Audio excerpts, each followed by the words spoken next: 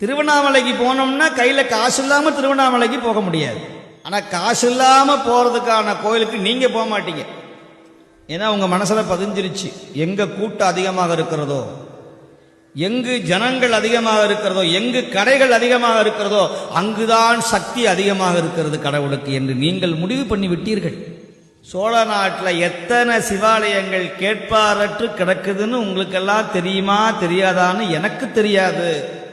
ஆனால் எனக்கு தெரியும், எத்தனையோ பாடல் பெற்ற தலங்கள், வெறும் ஆடு மாடுகள் மட்டுமே வழிபடக்கூடிய இடங்கள், ஜந்துக்கள் வழிபடக்கூடிய சிவாலயங்கள், முருகன் மட்டுமே அமைதியாக தன்னந்தனியாக நிற்கிற ஆலயங்கள் எத்தனையோ உண்டு, அம்பிகை முதற்கொண்டு. என்ன நீங்கெல்லாம் என்ன பண்றீங்கன்னா, அப்படி ஒரு கம்பியை கட்டி இப்படி போய் அப்படி வந்து அப்படி உள்ள பார்த்தா ஒரு திருப்தி, நேரா பார்த்துட்டோம்னா சக்தி இல்லை அந்த சுவாமி.